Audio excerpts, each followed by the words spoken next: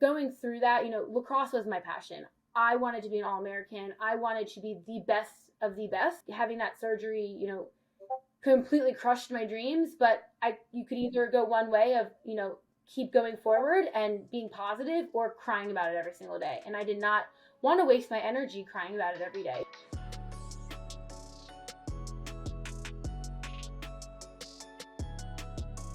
All right, folks, we're back for another ROAS.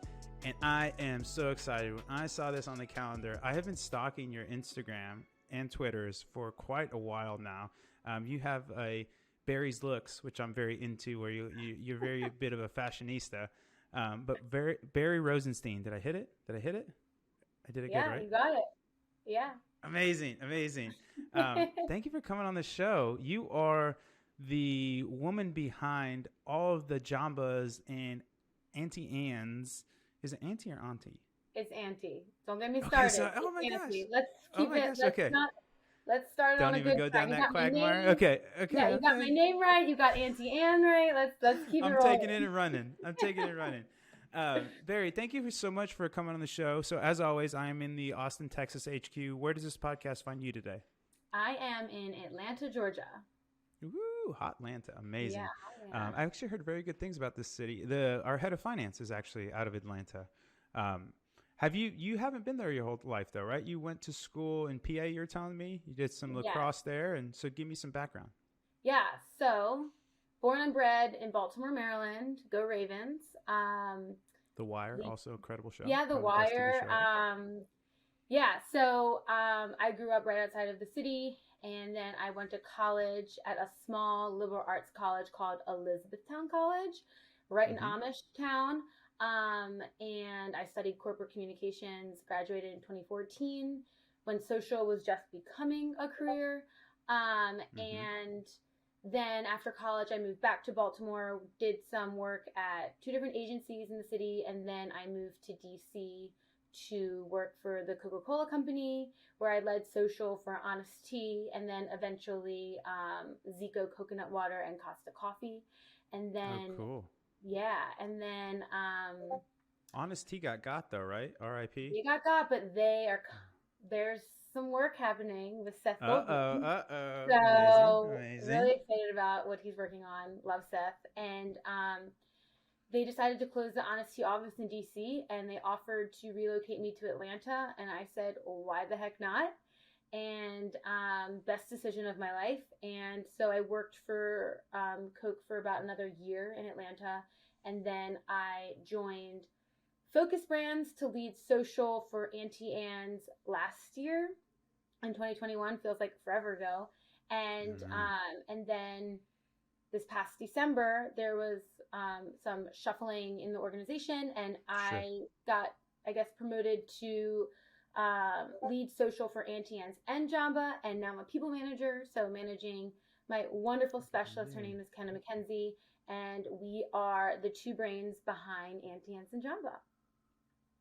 Amazing. What a great story. So fun. How do you like Atlanta? What's your favorite part of Atlanta? I love Atlanta. Oh my goodness. I literally, my dream was to move to New York City, work in fashion, do social for fashion. And then I got a taste of food and beverage, and another world opened, and I love it so much, obviously. And Atlanta's great. Like you get city, you get suburbia, you get trees, you get literally everything. And it's growing at a rapid pace. So I'm really excited to see, how the city keeps evolving. A bunch of brands are moving down here. So I love it. I can see myself literally living here forever. So we love to see that. Yeah. And speaking of forever, you are recently engaged, right? I sure am. It has been beautiful ring. Probably the best hair on the internet. I'm very jealous of him. Yeah, Tip. His name is Tip. T-I-P. P as in pencil. He has great hair, and it's been about 2 months, and we're getting married next year in August of 2023 in Vermont. So very excited about that. Vermont's beautiful. Yeah, yes. Vermont's beautiful. He also has probably one of the best Instagram handles I've ever seen in my life. Just the Tip. Right? I cannot believe you're plugging this. We're not making it about his Instagram handle. Okay. We are not making. Oh, amazing. So what made you get into like, so you did your social stuff. Like, you're incredible on TikTok. You're incredible on, like, how do you think of social? Like, how did you spin up from, like, the one thing is you are super bubbly. So it's probably very easy to transition that to a digital. But like, is there any like books you read, frameworks you did, or like you're just so far ahead, especially how like young you are in your career. Like you were just at main staging at Sprouts conference, right? Well, so I spoke at Social Fresh, but I was also doing a TikTok boot camp with Sprout. But That's what it was. yeah, Social yeah, Fresh. Yeah, it's yeah, yeah. been like all happening really fast, but I can kind of give you how I started in social. So, Yeah. like I said, I went to college. I went to college from 2010 to 2014. So that's when social was really becoming a career. And I was the girl in college. I had a droid. And the camera on the droid was amazing. I single handedly documented all of my friends' college career on my phone. Like I was the one uploading my muploads, my mobile uploads onto Facebook every single night, every single weekend when Facebook only allowed 60 photos in an album. And I remember, so like I mentioned before, I tore my ACL 3 times in college, so I had a lot of downtime. And Yeah. I remember in my freshman dorm room when I was stuck in my bed with my jacked up knee, thinking, I want to do this as a career. Like, I want to see if there are social media internships. And there was something in Baltimore. There was an internship, a visual communications person for the Maryland Zoo in Baltimore. I applied, they hired me, and I worked that internship for a month before I got knee surgery. And my claim to fame is that I started the Maryland Zoo in Baltimore's Instagram. So it was slowly becoming a job and a career. And so it was, once I'm committed to doing something, I go 1000% in. And all I wanted to do was work at an agency. That is all I wanted to do. So all throughout college, I got internships at agencies, and I moved to New York for summer, and I worked at a Baltimore-based agency called Imri. I worked as an intern for another agency in Baltimore called MGH. And right out of college, I joined an agency called Mariner Marketing, and it was a B2B agency. So I really just hustled my way into creating opportunities for myself. And I feel like that's like the story of my career, is that, you can't teach passion, and you can't teach just the willingness to do whatever it takes. And I think, when I tore my ACL 100 times, like that is something that really instilled into my brain, is like, you got to keep going forward, and you got to keep pushing, and you have to be super positive about everything. And going through that, lacrosse was my passion.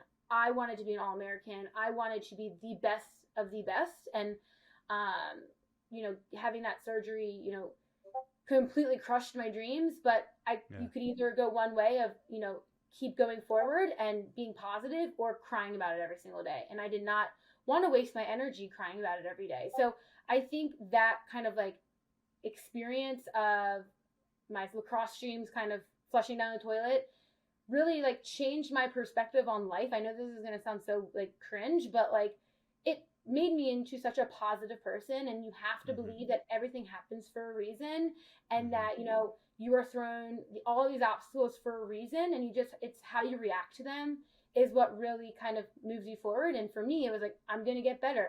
I'm going to keep going forward. I'm not going to cry about it. I'm not going to ask why me, why me. And I just really instilled that mindset into every aspect of my life. So that is kind of how this positive, bubbly attitude and personality, I think, I've always been the life of the party. I've always been the loud one. I've always, created humor in serious situations. So I think it's just a mix of all of those things that have kind of brought me to this, spot in my career. And in terms of reading books, your girl does not read books. She's trying to, but I think for me, it's being a user. When people ask me on interviews, like, how do you like stay up to trends? Like, what do you read? I'm like, I'm a user. Like, I not only do it for my job, but like, I love being on TikTok. I love being on Instagram. I love being on Twitter. Like, you really have to understand as a user how these platforms work, but also like what content people want to see or what do you want to see. And that's something that I ask myself, me and Kenna, my specialist, all the time. Like, what do people want to see in our feeds? And so that's kind of how I got here. Long-winded Oh my answer. gosh. No, what a good rant. I'm all pumped up, baby. I'm ready. Yeah, I'm no, ready. it's, Don't, yeah, positivity you gotta bubbles just only. trust the process. Like, I really truly believe everything happens for a reason. Doors close for a reason and doors open for a reason. And in literally all aspects of life, in dating, in career, in Hmm. just everything. So, yeah, that's what I believe. What a beautiful outlook. I'm very much of that same thought process as well, because there might not be a everything happens for a reason, but it's just so psychologically advantaged to think that way, where it's just Yeah, like smile, move on, and let's make the world a better place one day at a time. And that's kind of yeah, the old line of like the beauty of the future is it only comes one day at a time. And so you don't have to get crushed by like looking out like I'm never going to play lacrosse again or what have you. Like that's such a really amazing. And so I read a lot of business. Your boy over here does read books, and I read a lot of business memoirs. And that's the number one thing. It's not intelligence. It's not. I mean, some of it is luck, some of it is timing, but the yeah, number one thing is perseverance, where people just have this unerring belief in themselves, and they're like, "Hey, I'm going to get there. I don't know how. I just one step after the other, one foot after the other," and that's really incredible. yeah. And like, you are your number one. And when you put Very well yourself put. first, you really open doors for yourself. And I think timing is everything. And, Timing is you everything. know, it might not happen now, but it can happen. So I really do believe all of that stuff. And that's kind of what keeps me going. And um, yeah, I mean, time is a very weird thing, and moments happen when you least expect it. So I'm just embracing it and you know, keep the passion alive and, continuing to just be creative and have fun, which I think is also very important. And, I don't feel like I'm going to work every day, when I'm doing all this fun stuff that I've created for myself, the brands that I work for, and the people around me. It's just constantly just being happy. And, everyone has off days. I have off days where, I just want to lay in bed or I don't feel like going to work. But, it's life. And I think one thing that the pandemic has taught me is that, like, I don't live to work. I work to live. And that is one thing that I'm trying to embrace more, as I'm getting older and, as these life moments are happening. Like, it's okay to take a break. It's okay to sign off. And I'm not a brain surgeon. I literally post pictures of smoothies and pretzels every day. Like, it's okay to take a break, and we're not, the president of the United States, So that's something So that well I put. want to make sure, work life balance has definitely become something that I'm pretty passionate about, and really just not burning out and just keeping that passion alive for sure. Yeah, so that's actually really interesting because that's something that I've been really struggling with. It's a little harder early stage startup than it is more established companies, but Mm-hmm. that's something. So our head of social kind of butts up against that as well because he loves all that stuff. But how do you moderate? Because some of the things in terms of being that user, um, it can become taxing, right? Where it's like you're always on, you're looking at Mm-hmm. the next meme, or you're trying to figure out what the next trend is, or blah blah blah. So is that what the Pelly's for? Is that what you're CrossFitting for? Like, how do you make sure that you put that into balance? Because you're pervasive. Like, yeah, Auntie Anne's account is amazing. Jamba's the same. Like, you've hit some home runs on there, and so is it more of just like trust the process? I'm just going to kind of run that process, or is it because you're so in depth in these platforms that you can kind of see where the puck is going? um I have a couple of answers. So in terms of like being a user, if you are constantly looking for the next idea, that's tiring versus just mindlessly scrolling. And like cultivating, like my feed is all nail inspiration, it's cooking, it's outfit ideas, and I make sure that my feed is what I want to see. It's not social media stuff, it's not work related at all. Like it's about things that I'm actually interested in, and I keep it that way because when you're like when I have to find a song for TikTok, I'm like going through like this is so annoying. Like 15 minutes has passed and I haven't found a song that I like. That's annoying. That I can see why people are like, "Oh, I hate this." Versus just like going on TikTok to check out wedding talk and get inspiration for the wedding that I'm planning. Like you really have to cultivate a space on the internet for you that is for you, not for your job or, you know, things like that.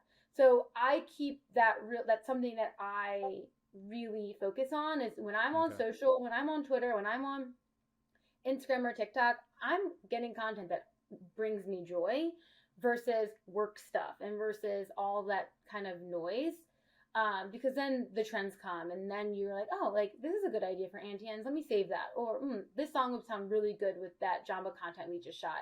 Let me save that. So I think that's really important when you're constantly using social from your 9 to 5 and then you use it constantly from your 5 to 9. So just really cultivating an area on the internet that's for you, for your passions and what you're interested in. What was the second question?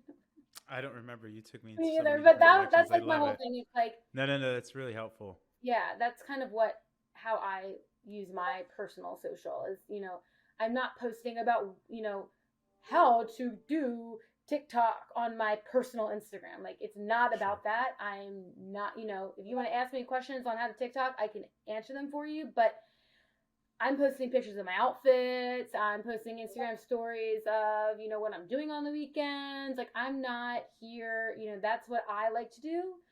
And that's what I'm going to do. Your Instagram is heat. People Oh need God, to follow it. It's so much fun. Do you have any forcing functions to make you not work? Like, do you have anything where it's like, this is me and Tip time, or this is Barry time, or like, is there, because that's something that I've been struggling with where we finally got an office. So we've had an office now for 4 or 5 months now, which is great because I was working at home when I first started at Triple. And I just found myself just basically like endlessly working, especially so we have a team in Israel, which is like 8 hours ahead of us. And then my bosses are in Eastern time and I'm in Central. And so I'll just wake up to this deluge of messages and stuff like that. So I've been trying to figure out how, and so now when I go home, I don't do a good job of it, but that's my forcing function of like, hey, I'm home, spending time with my fiance, I'm doing Rabba time. Do you have any of those things, or do you does it all merge together, or how do you, because it sounds like you're pretty, I mean, one, you're super spunky, super happy, and super healthy. So it's like, how does that manifest? Yeah, I definitely prioritize going to the gym, doing things that I like, getting my nails done, stepping outside, getting sunlight. Like I said, work-life balance is really important for me nowadays. So, you know, yes, going to the gym in the morning before I go to work is really important. But also, I think now as a people manager, you know, setting those expectations of like not answering emails at 9 p.m. unless I have to, unless like we're dealing with an influencer program where I have to, you know, get a piece of content approved ASAP, or, you know, they're on West Coast, we're on East Coast. So like figuring that out. But I really think like it's so easy to answer emails from your phone, especially with the pandemic. Like I'm home right now. We go into the office 2 times a week. But still, like, social never sleeps. But we post TikToks at night, but it's like, that's not super hard for us anymore. So it's not that time taxing. But I think, you know, setting an example, when I went to France for my vacation this summer, I deleted Teams off my phone. I deleted Outlook off my phone because I needed to not worry about work. Like I said in the beginning, we're not brain surgeons. We post pictures of pretzels and smoothies. So it's okay to sign off. And as a people manager, I want to set that precedent that take a vacation, take time off. Like Kenna, my specialist, is buying a house and is closing next week. Like take time off to get your life together. Like it's okay. And I think that's really important is we are not living to work, we're working to live. So we have to live. Like you only live once. So I think that's kind of how I balance working. And yes, am I online all the time? Literally, yes. But I'm not just immersing myself in, Annie Ann's Instagram and curating that feed. I'm like doing it because I love it so much. But, I also am trying to read more books. I'm trying to become a book girl. Like shout out Colleen Hoover. Love her. Been reading her book. So really trying to be more aware of what I'm doing and how I'm spending my free time by doing things that I love. So hopefully you can carve out some time to do some working out and to not answering emails at 9 because it's probably not that important. Oh my gosh, you're such an inspiration, Bari. Boss Bari sounds like a great person to work for too. Amazing. Let's round out the first segment with one last question. What's the nicest thing somebody's ever done for you? That is a really good question. I would need more time to think about that. Okay, we can come back. But I can answer. Tip, my fiance, proposed to me on a boat in France. I think that probably is one of the best things anyone has ever done for me. It was beautiful. They want to live their life with me for the rest of their life. So I'm going to give it up to Tip. We can make this answer about him. Powerful. Did you expect it? I had some ideas, but yeah. It was like it might have happened on the trip, but you didn't know when. Yeah. Like we had two trips planned this summer, France, and then my family vacation. And I was like, it could happen either one. Oh wow. Yeah. Congrats again. Thank you. Okay, let's get into the value add segment. This is why the people bought the ticket. So you are running social for two pretty big brands, and they're kind of same, but different in terms of business model. But in terms of vibe, they're a little different, right? And so take me through how you kind of strategize for building content for both, because they're pretty big lifts, and you're, like I said, incredibly just the output that you produce is really mind-boggling, and not only the output but the quality. Like again, if you go to either the TikTok or the Instagrams of either, they're incredible. So how do you come up with these things? What does that strategy session look like? How does it go from idea to post to copy, or just give some people some color there? Yeah, of course. Thank you so much for those kind words. So, for Auntie Anne's, when I took the job last year, I did not know the fandom that was Auntie Anne's. Like it was something that literally blew my mind that this pretzel brand has so many freaking fans. But when you think about it, everyone that's traveling, everyone that goes to the malls, like millions and millions of people interact with this brand every single day. So when you think about how many people that is, you really have to think about, like how many people you're talking to, right? So when I started, Auntie Anne's was going through a little bit of a rebrand, like we were calling it like a new Viz ID type thing. So we, for Auntie Anne, I'll speak about Auntie Anne's first. It was very much like turning it from nostalgia to nostalgia. Like nostalgia's back in. That's a good line. Yeah, I'm not going to take credit. I did not come with it. Shout out to Danica Brown, the director of brand for Auntie Anne's. That's a good line. Yeah, so we had to step away from being a passive brand into becoming a more relevant brand. So I'm like, okay, social media is where we become relevant again. So I started tweeting every single day, posting on Instagram more. Launching TikTok, period. And just really bringing, like, basically what we did was bring Pretzels back into the conversation. Making Pretzels part of the conversation is like my one-line answer to your question. And literally just bringing Pretzels into anytime someone talked about a pretzel, we were talking about it. Any trend, I made it into like how can it revolve around a pretzel? And the thing about it is that when you go to an Auntie Anne's, it's not just like you're getting like an already made pretzel. Like you're seeing our crew members roll pretzels. You're seeing the action of baking raw dough and pulling it out, and you can smell it, and like this whole experience. And I was like, we need to turn that experience into something on the smaller screens. So that was kind of our thought process for content. And when our first TikTok went viral, it was a video of our crew members rolling the pretzels, and I was like, okay, that's what TikTok wants to see. We were going to give it to them. So we just nailed that right into the head and kept posting those same types of videos, and it has worked. So it was a lot of testing and learning.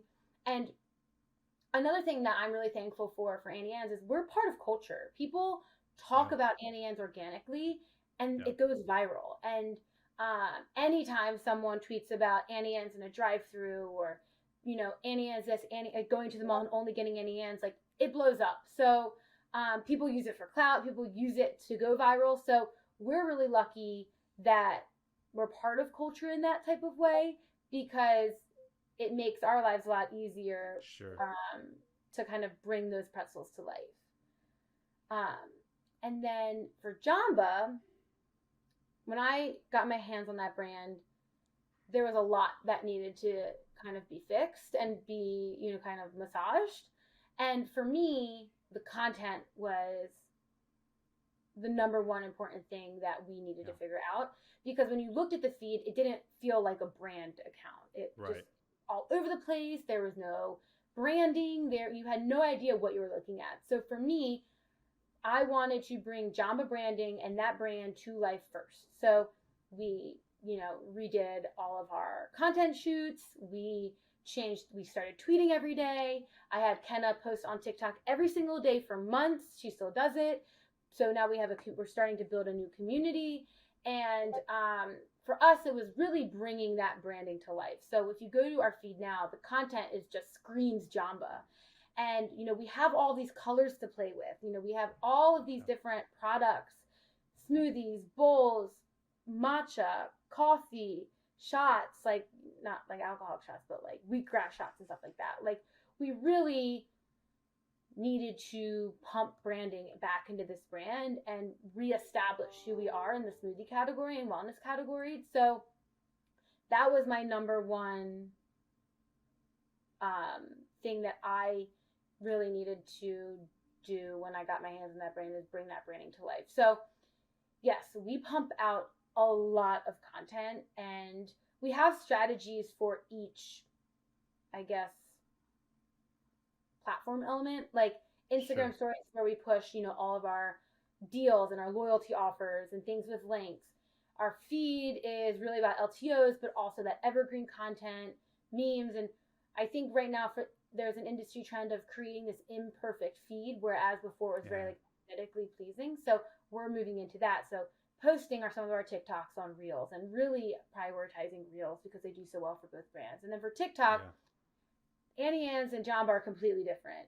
Auntie Anne's is about making the pretzels, and just like according to TikTok, cinnamon sugar's bussin'. So anytime I post cinnamon sugar, anytime I post drive-thrus, anytime I post making of a pretzel, I know that's going to do well. Jamba, pure chaos. Like we get crazy, we get wild, we know that when we pour things wrong, it's going to cause chaos.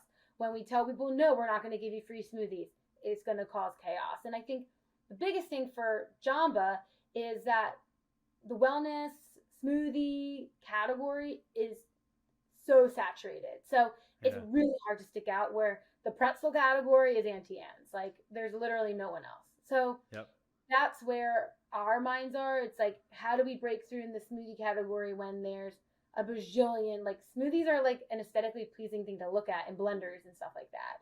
So how do we turn our brand into something like that? But with Auntie Anne's, we are the pretzel company. So that's the difference between the two. That's and what so we think about every day. fascinating. Yeah, it is really fascinating. I was actually floored by the fanaticism behind Auntie Anne's too. So I used to be a mall rat as well. When I was a kid, I worked in the mall, and it was that and Cinnabon. Like those were kind of like the pillars of being in the mall, right? Like they were just, it was that. And so it was just incredible how you really took that to the next level. And I really love how you tested and then leaned into. I think that's something that people lose sometimes, where they think that like you just fall kind of ass backwards into the success, where it's like you've been pounding the pavement for a really long time and then you finally found something that had some really positive returns. So why not repeat that? And it sounds like that's really awesome. And then the Jamba stuff I'm all 100% on board with as well, where there is a little bit more aesthetics to play with, right? Where, because Auntie's like basically white, brown, and blue, essentially. Maybe you play around with some sauces that'll give you some different color palettes. But Jamba's just this compendium of colors. Like it's just gorgeous. And like, there's all these fun things. And to your point, there's a little bit more built-in chaos because you're mixing ingredients. Whereas Pretzels are like this kind of nice refined product to this, or raw ingredients to this refined product, where Jamba's like making chaos. There's a whole process. That's interesting. And we have underground smoothies. I mean, like our menu is so large. Like we have so many different hold on. Underground smoothies. What is this, like off menu?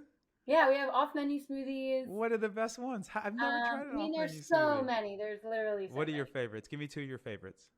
Recently we made a pina colada. That was really yummy. And then we made like a peanut butter and jelly smoothie without any peanut butter or jelly. Was it good? It was so good. Yeah. Really? And so, and like there are people that go in and order like smoothies that are no longer on the menu because it's just their favorite. So there's so much to talk about with Jamba. So we are really trying to prioritize, what we're talking about, the new LTOs that are coming out, and how do we keep it interesting. What's an LTO? Like limited time offers. So pumpkin, for example, or like our watermelon smoothie for the summertime. Like that will stop in August. So get it while it lasts. Yeah. How do you tie this to business objectives? Like, who do you roll up to, or like, what are your KPIs, or like, how does that work? Great question. So I report into, so my manager manages PR and social, but I also, have very open conversations and meetings and stuff like that with the brands. But for us, success is bringing these brands like into conversation, going viral, which I know we can't promise anyone that we're going to go viral, but we want to create interesting content that gets engagement. Building our following, especially on TikTok, is really important. So community building is something that we focus on, but we really focus on engagement and conversations and brand sentiment. And I think there are a lot of things that we can't control, like store crew members and experiences that people complain about, or getting burnt pretzels, or your smoothie isn't blended enough, and things like that we can't control. But what we can control is community management, hugging our haters, and that's another great line. It's not mine. It's Jay Bear. He coined that term, but I use it. And really just making their experience with our social feeds positive. So we do our monthly reporting, we pull our best performing content, we pull engagement rate, sentiment, community, our followers. But I want to make entertaining content that people love and people can relate to and people share and retweet and get excited. One big thing, that I'm seeing from all the brands that focus, but also just industry wide, is loyalty. So app. Getting people to download our app and use it more than once a year. So that is a big push from the brand for us, is how do we get people to download the Pretzel Perks app or download the Jamba Rewards app and become a rewards member and get all of these perks. So anytime when someone asks me for a free pretzel on social, I say download the app. Like we have for Annie Ann's every Wednesday this summer, we're doing a whole Dough Days of Summer campaign where, it's amazing. Is this you? What a great that you I co-founded that one. I That's co-founded that amazing. So one. you can finally take credit for something. Yeah, That's amazing. I can half take credit for this one, but every Wednesday, we do a loyalty campaign for Auntie Anne's and for John, but we have a bunch of loyalty offers. $5 smoothies, half off your food order. So we're trying to push these offers through Instagram stories, through TikTok, and things like that. But I mean, the app is really, really important to all the brands at Focus right now. So that is one thing that we're trying to make interesting without it feeling like an ad or like just boring stuff that no one wants to engage with. So for me, long story short, I want to create dope content that does the work for us, that makes us relevant, gets engagement, builds community, just consistently month over month, year over year, blah, blah, blah. That's incredible. Do you have any special like tools or platforms that you use to track, or do you guys have like an internal thing that you use, or just use in-app stuff, or how do you track We the use metrics? Sprout. We use Sprout for everything. Oh, powerful Sprout Social. Yeah, amazing. We use Sprout as well. Yeah, it's good. Great stuff. Yeah. Speaking of Sprout, you've been a bit on a speaking tear a little bit, right? Yeah. You're the soup du jour right now. Everybody wants a little bit of Bari. How has that been? Have you presented in the past? Everybody that I've talked to said you crushed it. What are some kind of advice you could give to people that are just getting into speaking or wanting to speak more or what have you? Because everybody I've talked to, like I said, has had very, very good reviews on your not only stage presence but content. Oh, thank you. I have no idea how I've become this TikTok expert. Like my whole little bit is that I literally never made a video at all before March 2021. Like I don't know how I've become this expert. It's been like my passion project, just figuring out TikTok. So, I think my biggest piece of advice is being yourself. Love it. Believe it or not, when I spoke at Social Fresh on my first ever like stage speaking, it's a proper setup, by the way. I saw your picture. Yeah, I was literally didn't practice once. I literally just went up there, and yeah, it was wild. It was wild. It was just you talk about this stuff all day, every day. You're in it all day, every day. Like you know it. I know it. You know it. You talk on podcasts all the time. Like you know what you're talking about. You know what questions to ask. Like just I think being confident and being confident in the content, being confident in yourself. And for me, it's like we're talking about TikTok. It's not that serious. So I didn't want to speak to people like speaking at them. I wanted to relate to them and bring real life scenarios, like talking about like Abercrombie, you wanted to get those high-rise jeans that were going viral, like, and just like really bringing relatable moments into the content. And I think I loved it so much. And I've spoken to classes at Emory, and just like it's inspiring to, hear other people that are passionate about what they do and about social. It's definitely, brings more fire to me, and everyone just wants to help everyone, and I think that's important. So I think my number one takeaway from like speaking is just being you and being confident in that your stuff, but also being confident in yourself that you can entertain. And it's all about entertaining. It's all about bringing something to the table, and like having them have one takeaway is all that, or just inspiring them, because I am so passionate about what I do. And passionate about everything, just giving them that motivation to find that passion themselves, I think is important. Yeah, that's beautiful. Well, your passion is infectious. I love it. And I promise I'm like this about everything in every aspect of my life. It's not for show. I promise. It's exhausting. Oh, I know. I follow you. I know you love it all. Nails, fashion, the whole everything. Yeah, go 100% all the time. I would argue 110, but so going back to kind of Jamba and Aunties, what's been like the best parts about running those socials, and what's been some challenging parts?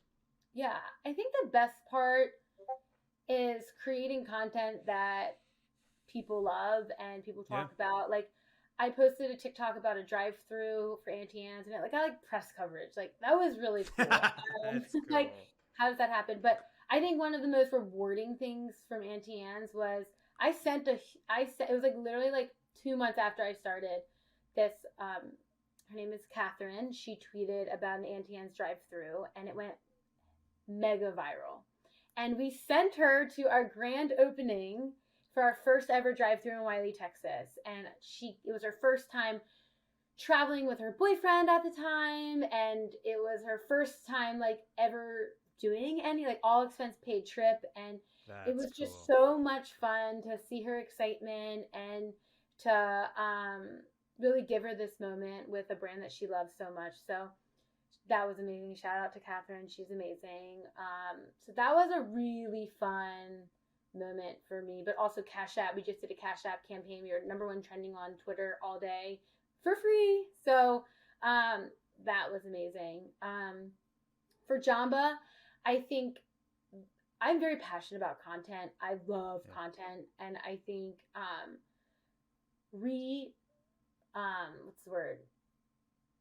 relaunching this brand with this new aesthetic has been so fun for me. I love the aesthetic we're bringing. I love the feed. It just like excites me. It's so yummy and colorful. It makes you want to drink a Jamba. Like, I'm just like so excited that we've created this process internally that's been working, that's creating amazing content, but also seeing Kenna shine, running the TikTok, seeing her go viral, seeing her get that taste of like, oh my God, I just created content that people are watching and sharing, and it's catching like wildfire. I think that has been really rewarding for me, and just like bringing Jamba back to the conversation has been really fun. That's amazing. Yeah. The new aesthetic you guys have is really, really, really strong. Is there any challenging moments? Let me tell you some of the not so fun things, because we've been talking about all this good stuff. Let me tell you about the not so good stuff. We're popping the positivity bubble. Hold on your seats, people. Yeah. For Jamba, I can start with Jamba. I think the hardest part for that brand is that there's so much to talk about. Their menu is huge. It's overwhelming. I don't even know where to begin. So that's the hardest part for us, is to really hone in on, like, Auntie Anne's, we talk about pretzels. It's easy. Jamba, there's all of these different things, which is amazing, but it's hard for us to kind of hone in on these moments and not be so LTO focused. How do we create this story about our menu, about this brand, in an evergreen way all year round, 365 days a year, in the same tone, in the same aesthetic. So that has been the hardest thing for Jamba, and also just like figuring out what people want to see from Jamba. I have no idea. We're still testing and learning. Like, that's been the hardest part from a TikTok perspective, is what do people want to see? We're still figuring that out. We know that they love Mango a Go-Go. We love that. And we, use that to our advantage, but there's more to that. So still figuring that out.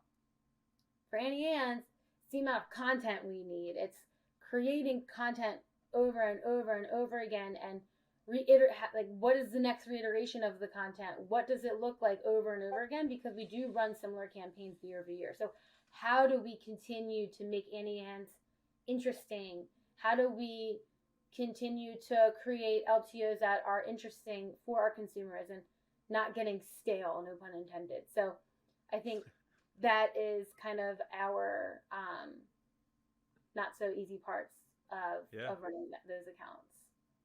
Yeah. Well, I mean, you're killing it. You're just killing it. I've never been more excited for pretzels. That's actually how I think I found you, where I was traveling a ton at the time, and I just stumbled into your feeds, and then I would just see like these lines outside of Auntie Anne's at the airport, at the mall, all these people, and 100% credit that to you. So I think that's cool. And it's cool to bring the sexy back to Jamba, because I think there's a lot there, and there's actually really interesting line. This is an investment guy that I follow, but I think it's actually pretty prescient for everyone right now, where your success will be determined now by what you choose to ignore. And I think that's like a really good line, because right now I think we're in a place of so much abundance that, like, there's an old Russian proverb that the hunter that chases two rabbits catches none. And I think there's a lot of wisdom to that, Yeah. where I think being able to focus and understand kind of what is going to be, and again, that's probably the challenge with Jamba, is there's just all this amazingness that you can say yes to. And it's like, how do I distill that into a fun, digestible, no pun intended, package for my users to help ignite this community and build kind of because it has a bit of a fandom too. It's just not like the fanaticism with Mama Pretzel is crazy. Like that was something I did not know exist. Jamba's not everywhere. Fair play. That's fair. That is also like Cinnabon, for example. They're in every single grocery aisle. How do you compete with that, right? Yeah, whereas Annie Ann's, we're in every single airport. I mean, not really, but we're in almost every single airport, and we're malls. In the malls. But malls are not dead. We're not saying that, but still, like, we need more outside of the mall locations. But Jamba, huge in California, huge in West Coast. Not many in New York. There's 2 in Atlanta. So it's like not a huge deal out here in Austin, candidly. Exactly. Yeah. So, it's those things that we can't control. So we have to figure out a way to, hone in on the West Coast and, post later in the day and figure out, when, most of our audiences are online and things like that. And for me, I get so excited. I want to post right now. And I'm like, wait a minute. Yeah. It's 6 a.m. in California. Yeah. No one's up. So it's like figuring that out. And that's an important piece to it too. What? Look at you. Always considering all the angles. Yeah. I love it. Last question, then we'll get into the rapid fire. How do you see the next couple years of social, in specific kind of like company social, if you will, kind of what you're doing? How do you see that kind of unfolding? In terms of like what the teams look like? Yeah, or just kind of where do you think trends are? Do you think everybody's going to go try and find a Bari? Do you think people are going to outsource and hire agencies? Like, how do you think the best way how do you think people are going to build successful social teams in the future? I think really investing in social is important. Yeah. So giving your social media managers the tools and resources to create amazing content. I think the reason why Annie Ann's and Jamba have been so successful is we don't have 100 people approving our content. We're just posting. Like, our teams trust us that we know what we're doing. And I think that's really, really important. And I think trusting your social media people. And the beauty of social is you can delete it. You can delete it. I've had to delete some stuff because of trademark stuff and not allowed to do that, or, things like that. And that's okay. We can delete it. And I think the biggest thing is, if you're going to be, investing in social, you need trust. They need, social media management tools. They need work phones. They need content creators. They need people to support them. I'm only good as I'm only as good as the content that I receive. So, I work very closely with our creative team. I work very closely with our content creator to create this amazing content that you guys see. But I'm lucky that I don't have to get it approved by 5 million people, because we couldn't, on Wednesday, we posted 2 different trendy things. We literally made it and posted it. We didn't have to get it approved by anyone. And if you're listening and you're thinking about organic social, invest in your social media managers and know that we do not do everything. We are not content creators. Well, we are, but we need content creators. Some may need copywriters. We need paid social is a whole nother thing. We do not do paid. We need community managers. We need social media management tools. Social is not just tweeting. It's a whole lot of other things. So make sure, if you're ready to hire organic social, that you need to, it's more than just one person. I think I get very passionate about that, because it's becoming more and more of a 5-man team job than it used to be. And people need to realize that and put some respect on our name.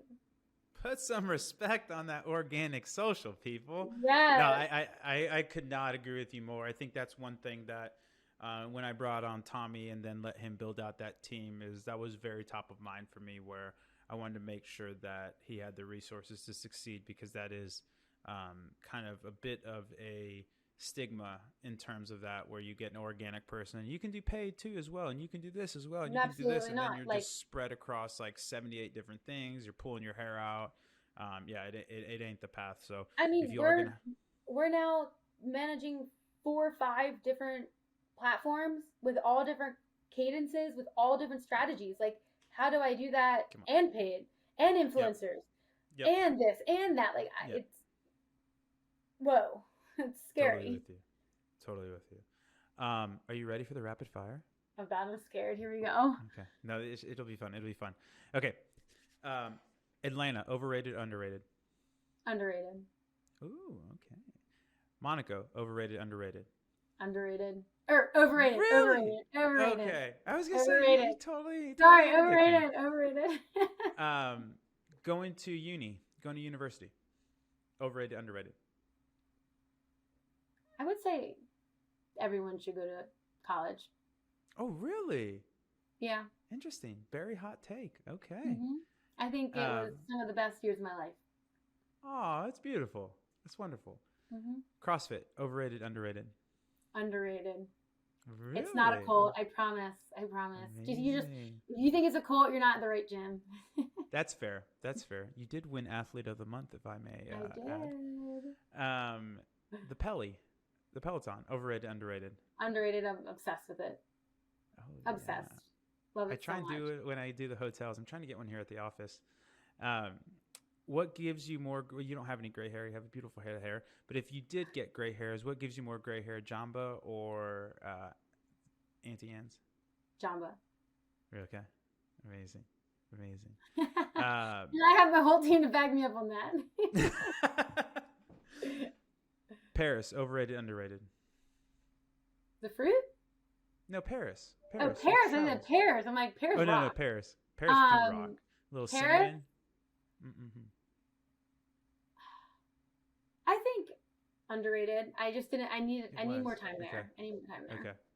Was the French cuisine, did it hit? It definitely hit. I don't think I did it right. Got it. Tracking. That's a fair answer. Yeah. I was too speaking overwhelmed of cuisine, your favorite meal and why? Ooh. Can I give like I could eat breakfast for the rest of my life? Oh, not like a type of meal, like a literal. I know. Meal. Okay. Honestly, a turkey club, I could eat that for the rest of my life. Really? Bacon, turkey, tomato, mayo, lettuce. Amazing. You can never what kind of go bread wrong do you with go a with? turkey club. You do like a sourdough? You do like a wheat? Oh yeah. I mean, I'm not picky, but sourdough, hell yeah.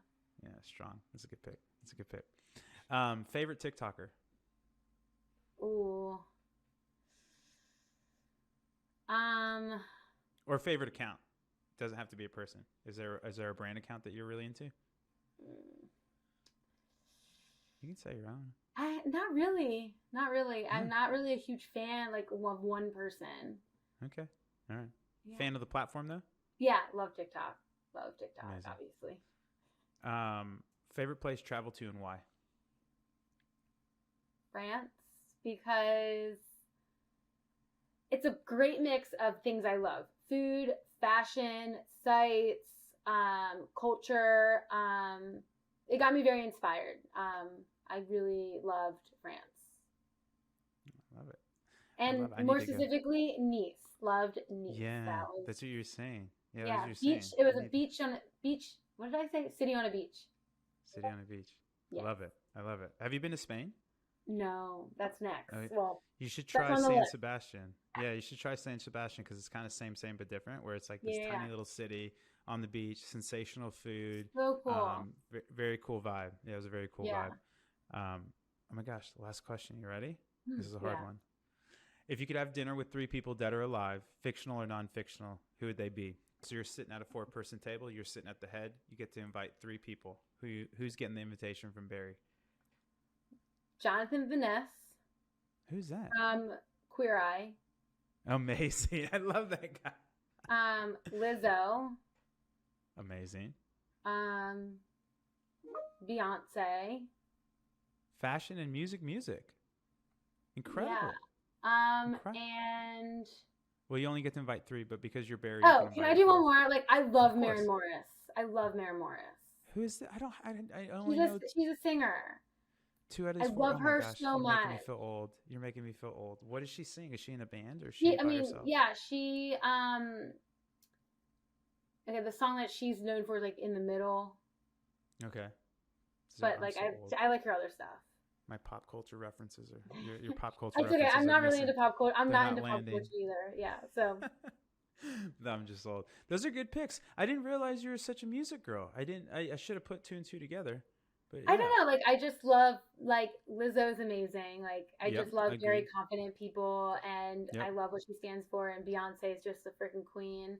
And I love Agreed. Jonathan Van Ness because he just is amazing. And He's hilarious. He's really funny. yeah, he would be Good vibes. such a fun person to dine with. Good vibes. Agreed. That's a really good point. They're all That's a good really vibes. point. They're all Yeah. good vibes. So 3 musicians and a fashionista. Interesting. That's a fun table, though. That's a fun table. And of would course, be Barry, so you're going to take an fun. extra seat. That is so you. That is so on brand. A +1 for you. Amazing.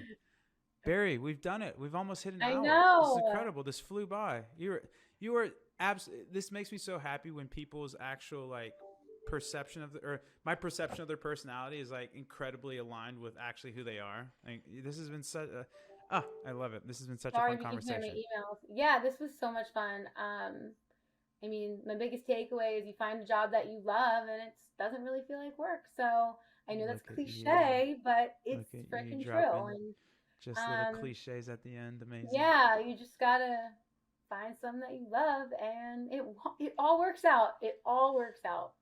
I think too, it all works out, but I think there's something to be said about like you've been grinding, and that grind has led to you building skills that are then when that door does open up, you're prepared to walk through it and succeed. I think there's a certain aspect of like people get really demoralized where, I should be farther along or whatever.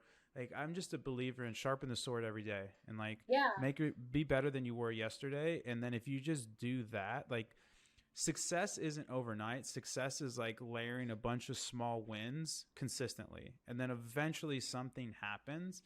It's not going to be like this overnight success that most people think. And most people will actually attribute the overnight success and then totally discard all the hard work that it took to get there. And so I think that's what's so beautiful about your journey right now is that you've worked so hard to get where you are, and you're still working hard. Don't get me wrong, but you're starting to finally feel the comeuppance of all that grind. It's really cool to see. And don't compare yourself to other people. You have no idea what's happening under the hood. So like saying to yourself, I'm not where I'm supposed to be. Who cares? You have an entire life to get to where you need to be. And one opportunity, one call, one yes from the Coca-Cola company completely changed my life. So you just need one yes. After a lot of no's, there's one yes that can change your life, and you just have to trust the process. What a great line. One yes is all you need, people. Comparison is the thief of joy. I totally agree. Yeah. Barry, how can people follow you? How can they get more involved? Drop the handles, drop the feeds, tell them to go buy some pretzels. This time is yours. Yes. Buy pretzels, chase it down with the Jamba smoothie, but you can follow me on Basically Barry on all socials. I don't post on TikTok, but I'm on Twitter, Instagram, Get on LinkedIn. Insta. You know. Oh, you're on the LinkedIn's. I love LinkedIn. Oh my God. Don't get me started. Tommy is going crazy on that. Our brand account blew up on LinkedIn. It's crazy. It's a weird unmined source. Oh there. Yeah, LinkedIn is the spot. I love that place. It's very interesting. Yeah, come follow and let's talk outfits and nail inspiration, and we'll talk about social here and there, but make sure your nails and fits are on point. Got to bring the heat with Barry. Amazing. All right, folks, if you want to get more involved with Triple Whale, it's triplewhale.com. We also are on the Bird app at Triple Whale.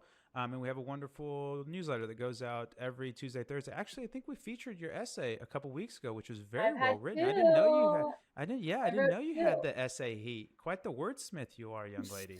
Very, very well written. Oh So my if you want to God. go catch some of Bari's essays, we have them in the backlog, and I'm sure she'll be another contributing in the future. And then what else we got? We got a pickleball tournament coming up. That's not out yet. We'll be in London next week when this drops. So I will be in the UK doing our road show. And yeah, Bari, thank you so much. Do you ever make it out to Austin? Pardon? Do you ever make it out to Austin? No, it's too hot for me. But it won't be soon. We'll see. Maybe. In January, we're throwing the Whaleys. It's going to be our awards show. You got to come out for that. It'll be fun. It'll be a party. That's pretty dope. Keep me posted. Yeah. I'll keep you posted. All right. Go follow Bari. Go download the apps. Like you said, eat a pretzel. Chase it with the Jamba. Bari, thanks so much. This has just been an absolute pleasure. Fun. Appreciate you. All right, folks. That is another ROAS in the books. Thanks again. And if you do like this, subscribe and then tell your friends to subscribe. You can subscribe on any podcast network as well as the YouTube. So smash that subscribe button. All right, folks. Thanks again. Bye. Bye.